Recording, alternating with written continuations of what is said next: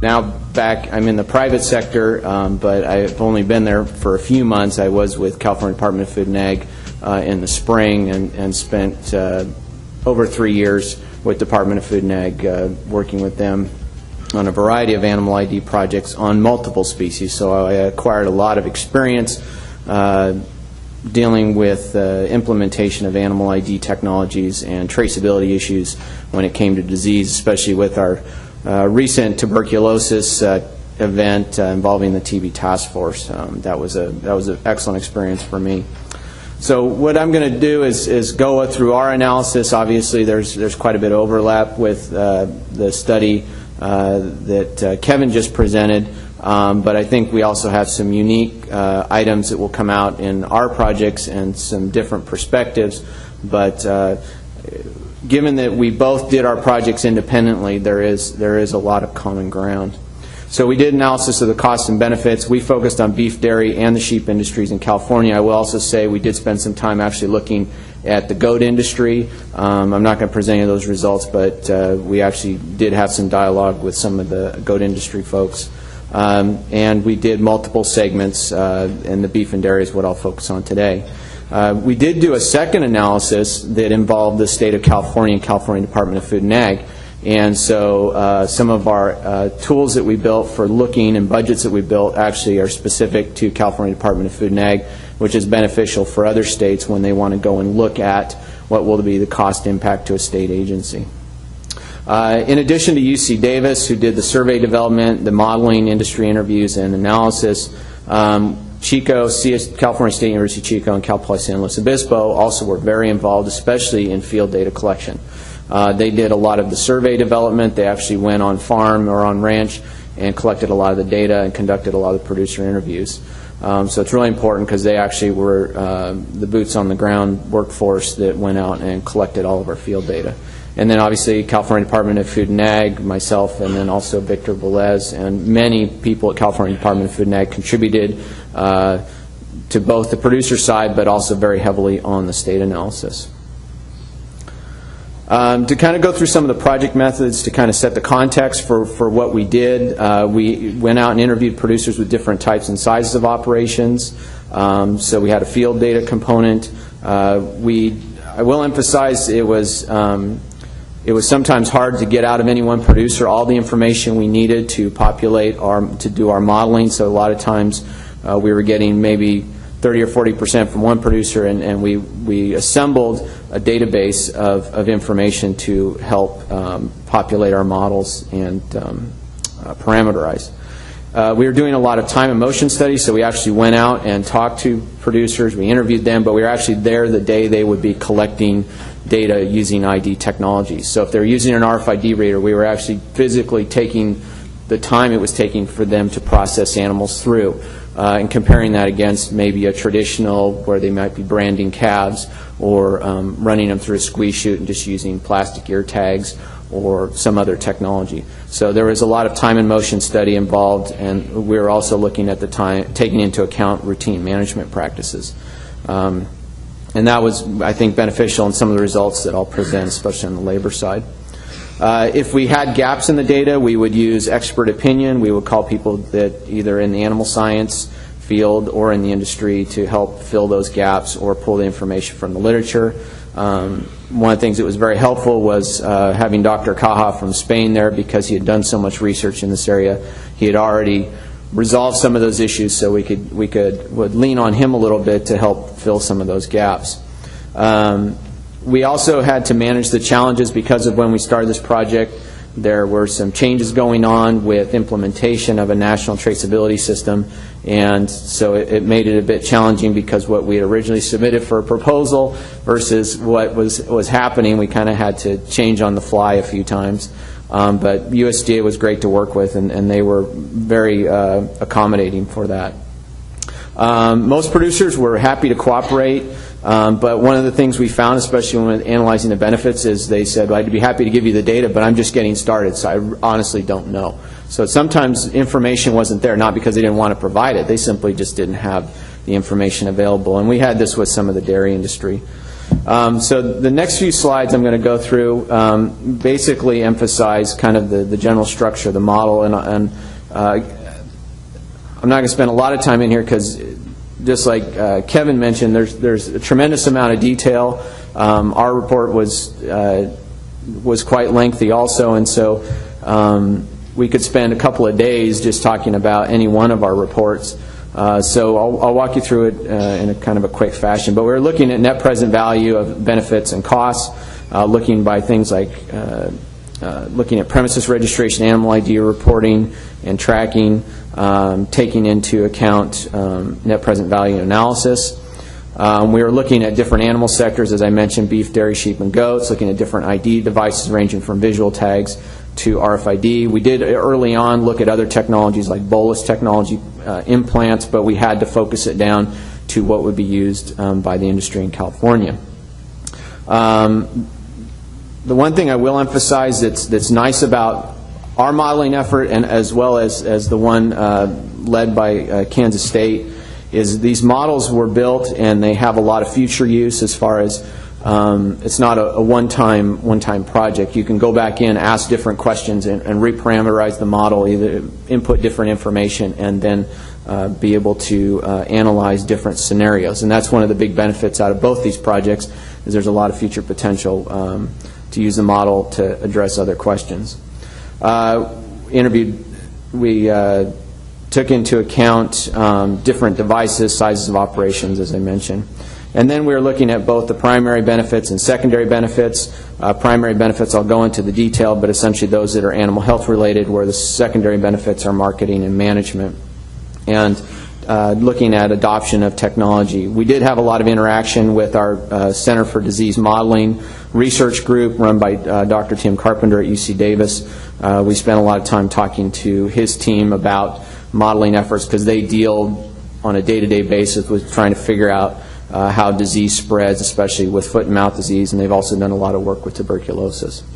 ID costs, we're looking at initial and ongoing costs. So the initial cost is costs for a producer to get started up, as well as ongoing annual costs, breaking it out into labor, services, materials, and equipment.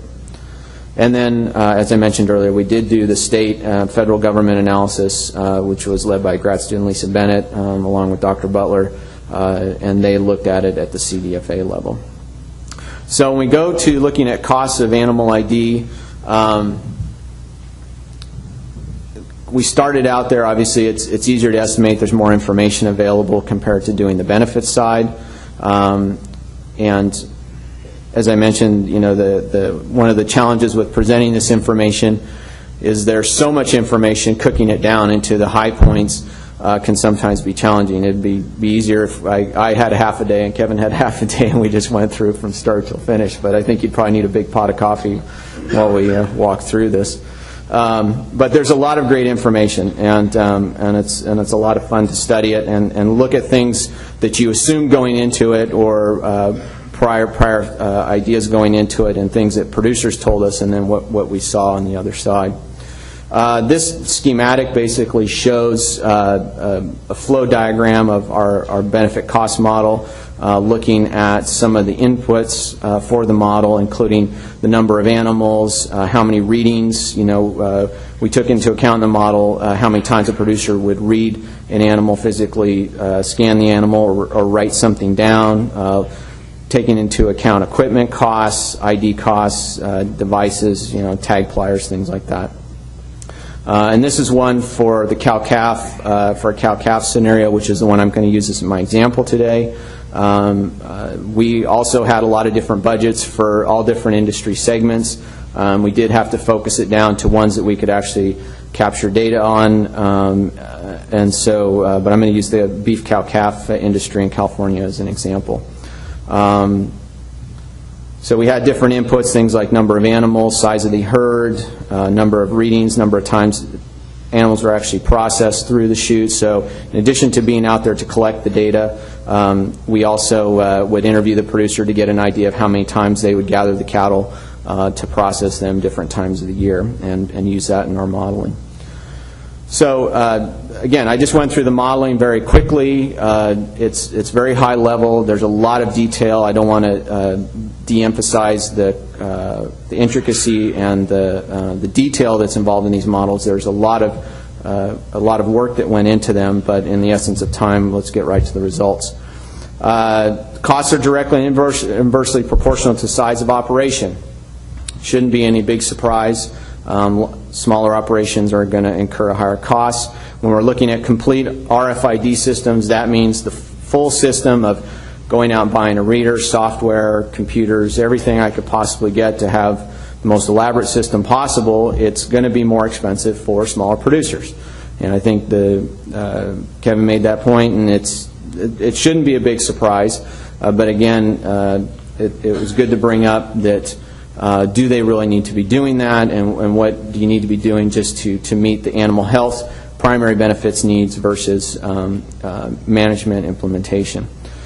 We did find that costs of recording and reporting the information, we look at labor costs and the costs for service providers, was actually fairly small. And that was one of the concerns we heard from our producers that we were working with.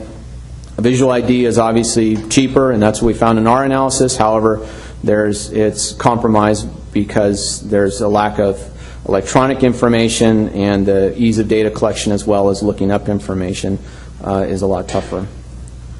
This just shows a very simple relationship between cost per animal on the vertical axis and then number of animals along the horizontal axis or x-axis. And as you can see, with smaller number of animals, the cost per animal is going to be much higher, but then you see a pretty dramatic drop as you increase herd size and things like that. Labor costs were much lower than past concerns. This was one of the things when I'd be out doing extension talks, producers were, the labor cost is going to be huge. Labor cost is going to be huge. And, you know, it was extremely minor when we looked at it. And believe me, we looked at labor costs. We kept times and everything else, like with our time and motion study. So we felt very confident that we could say labor costs are not that big of a deal. The big one is the material and capital equipment costs, and that's where the most variance is, and that's the one that's the most sensitive.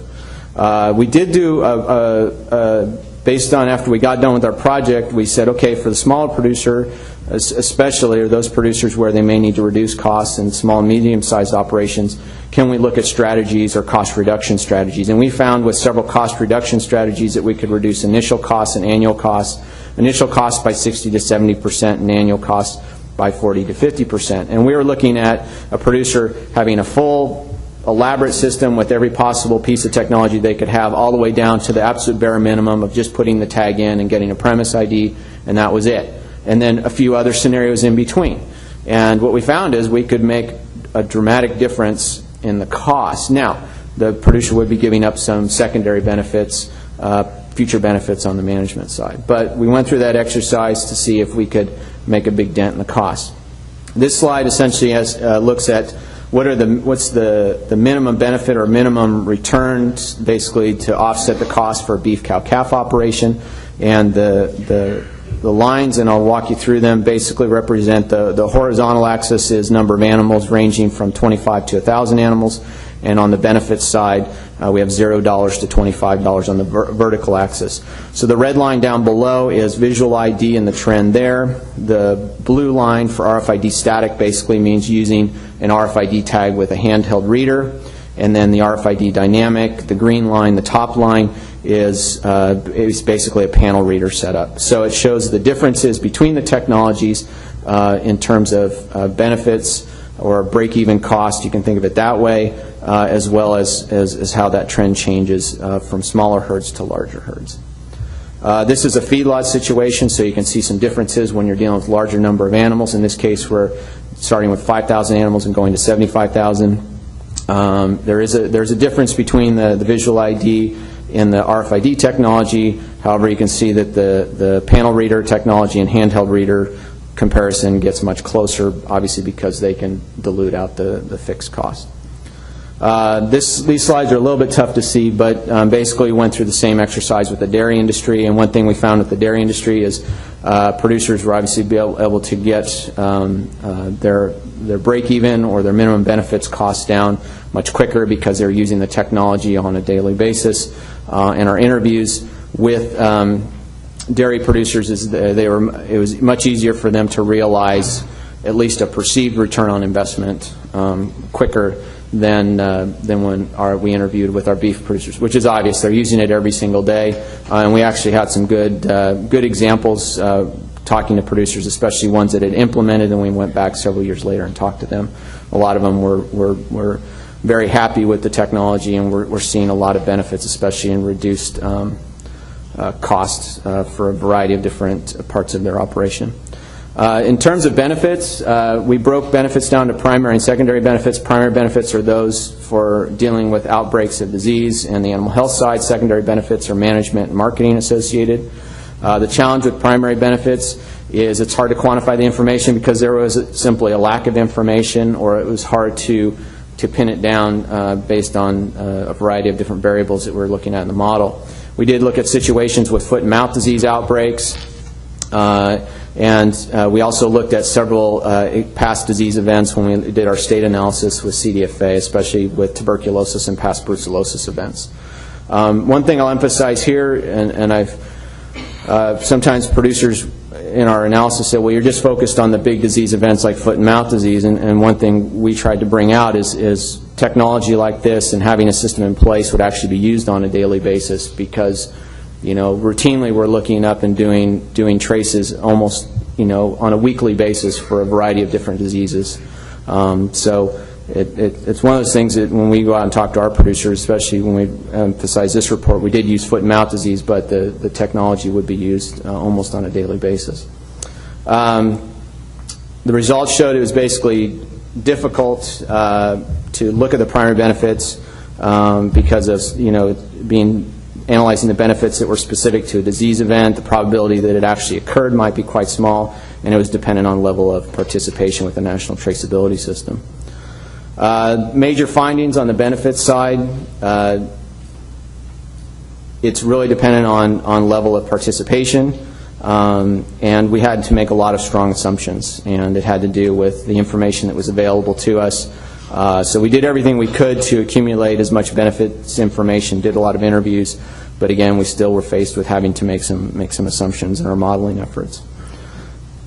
One thing we found, and it was alluded to in the previous talk, was this concept of free riders and network effects. Network effects is a concept in economics that involves when you're implementing a new technology, at what point do you get to a certain critical mass, where the network of using the technology becomes beneficial, and it increases obviously with adoption, getting to a critical mass, and we looked at it from the standpoint of who's going to benefit, whether it's the producer themselves, non-participants, the state, or societal benefits. And so we did do a lot of analysis and looking at this from a networks and with this concept of the free rider problem. Primary benefits obviously increase as participation increases, but that primary benefit in the animal health stance is going to benefit all producers whether they're participating or not. And those producers that are not participating or not contributing or making an investment are kind of fall into the category of what we call free riders. In other words, they're deriving a benefit but they're not paying for it. And that creates a huge challenge from the standpoint of trying to estimate what the benefits are, because then you're trying to estimate the benefits for a producer that's participating and making investment and moving forward with the technology versus a producer or a participant or somebody who's a non-participant that's not investing any effort, time, or financial resources into it. And so it creates what they, in economic terms, calls a free rider problem. And so trying to pin down what the benefit is, and we didn't realize this until we started thinking about it and getting really heavily into the benefits analysis, and then it occurred to us this is what was going on, and this is something that our economists have spent quite a bit of time studying. So it's something that needs to be, and I'll emphasize in my conclusions, but something that needs to be kept in mind with implementation of a national traceability system, because it creates some challenges for those producers that are truly participating. And so what it does is it means that the incentives to adopt may rest a lot on secondary benefits, those that are associated with management and marketing. So secondary benefits are also challenging to estimate, one, because in some cases there's lack of information. It also will vary by size of operation, type of operation, and the needs of that particular one. There's a lot of variability, and trying to pin all that down or generalize it can sometimes be a challenge when you're trying to do an analysis. We found, talking to our early adopters, and I already mentioned this earlier, is because they were so new into collecting information on the benefits, they didn't really have any information to provide to us other than their best guess sometimes. And so they were as generous as possible with the information, but sometimes it was just limited because they hadn't been using some of the technologies that long. For early adopters, we found that we estimate there's no real true primary benefits because, we haven't seen enough adoption or we haven't reached a critical mass point. So they're doing it because they're either going to get the benefits of management and marketing improvements, and we saw a lot of this with the dairy side, a lot of dairy producers reporting pretty quick return on investment relative to implementing the technology, less so on the beef side. And there we definitely saw economies of size where the largest operations could dilute out their costs over more animals. So what we did is, and the next few slides will focus on the beef industry, is we looked at it from an animal industry standpoint, looking at it from small to large, and looking at the rank distributions. And this is just a slide to show the beef industry in California, and look at the distribution of operations by operation size. And so, the distribution reflects, the largest proportion of operations being in that 50 to 500 range. So we go through and we looked at, and looking at the benefits side, we looked at initial and ongoing costs. We looked at primary and secondary benefits to help us parameterize this analysis, and then looked at net present value as our outcome variable. And so these next few slides are not always the easiest to digest, so I'll do my best to walk you through it. But in this case, we're looking at net present value, which is along the vertical axis, and then size of operation along the horizontal axis. And you'll see with size of operation, we actually start on the left, on my left, with the larger operations and work towards the smaller ones. And the green line at the top is the net present value for total benefits. The red line is net present value for secondary benefits, and then the blue line is for primary benefits or those associated with animal health. So what it emphasizes that early on, especially with the primary benefits and animal health benefits, that we have a negative net present value, or we won't switch to a positive net present value until we start getting more of the smaller operations in place and getting them participating. And then we also will see a decline with the secondary.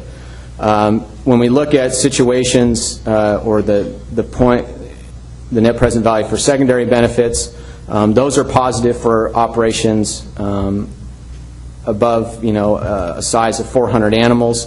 And in this case, we actually, in the model, we held the value of the secondary benefits at a constant, and then after that, they become negative. The primary benefits are negative for all operations above 400 animals, and then eventually they become positive. So the incentives to adopt Animal ID for operations below 400 animals, so those that are smaller operations, become the more the primary benefits and less so the secondary management benefits. So what we're trying to illustrate is, what's going on as far as adoption of this technology with the cow-calf industry in California, and again, this is specific to California's situation, and what's going on with those smaller operations. And so in this case, with less than 400 animals, it's really the primary benefits that are going to drive it, and less so on the secondary benefits. It also is heavily dependent on reaching critical mass. But we also realize that secondary benefits are going to probably decline over time as the system begins to evolve and grow. The early adopters are probably going to be the ones that are going to reap the benefits, the secondary benefits the most, because they're going to get in and get maximize the benefits prior to seeing the masses starting to go in and also gain the benefits of the management, especially on the marketing side.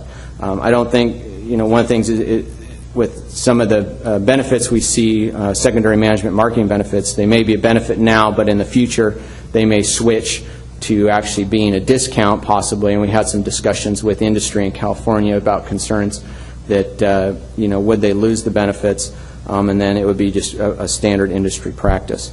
In this case, when we set up declining secondary benefits, we see a similar trend, and this slide really is important because when you look back here, you see a gap between the secondary management benefits and the total benefits or the primary benefits, with the top lines that are going up and then also the line going down. And that gap is about 18 to 15% when you look at it on a per animal basis and about 4 to 30% on a premises basis. And it basically looks at what is the gap between the feasibility of adopting an animal ID system for the primary benefits and then for different producer groups by size to get the benefits on the secondary management side. And so it shows a breakdown, at least for the beef industry, where at a certain point the big benefit for someone to adopt may not always be management oriented or marketing oriented. It may just be the overall animal health benefit. Let's see. So the gaps in feasibility don't occur for all industries, and especially for the dairy industry. I'll skip down to the bottom here because I think this is an important point to make, is when you look at the gap for the dairy industry, you'll see at the end that gap is much smaller. And I think that's important to make because the dairy industry in our state has been able to realize the benefits much quicker than the beef cattle industry, and it has a lot to do with how often they're using the technology compared to the beef cattle industry. So some considerations. There's a lot more work that needs to be done in this area. There's a number of cost reduction strategies that can help, especially with smaller producers. But there's limitations on the ability for them to use the technology for secondary benefits for management and marketing. One question is, will dramatically reduced costs result in feasible adoption or not? And then how important is the difference between feasibility and the incentive to adopt? So here are some conclusions from our analysis. Voluntary systems will only work up to a point. It may be necessary to make it mandatory. However, and these next few points are really important, but there are good arguments for not making it mandatory from the start in terms of getting good industry buy-in, good political buy-in, and mandatory programs. And this is Dr. Butler quoting this, not me. Have a nasty habit of not being socially optimal, yielding socially optimal outcomes. And if Bees Butler, he's a typical Kiwi from New Zealand, so he's very outspoken in his opinions. And industry-driven solutions are important. There are a number of ways to overcome the free rider problem without making the system mandatory. One is industry-induced market standards, subsidies, taxes, changing property rights. And when I talk about changing property rights, I mean producers may not be eligible for certain programs like for drought or government programs. It's not having anything to do with taking away property. It has to do with eligibility for certain like government emergency programs. And then indirect legislative actions to account for the free rider problem, which is really important. In our analysis, we do make this point that we think definitely needs to be taken into consideration with future implementation. Industry groups definitely need to be more proactive and aggressive than before about solutions for national traceability. One thing I found that they needed to take a common ground focus, look at what things they agree on. In many situations, groups that disagree will agree on about 80% of the issues, and it's usually the last 10 to 20% that usually serve as a stumbling block.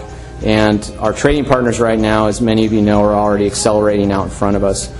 So it's really important that the industry get more on board than they have in the past and drive this thing to a successful implementation.